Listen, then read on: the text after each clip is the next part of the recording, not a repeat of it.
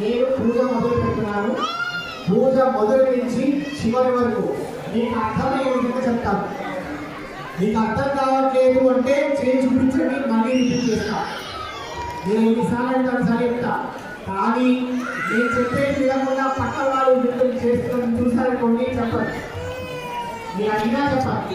నేను ప్రతి ఒక్కరు పూజ ఎక్కడ తీసుకుంటే నాకు చెప్తా. సరేనా?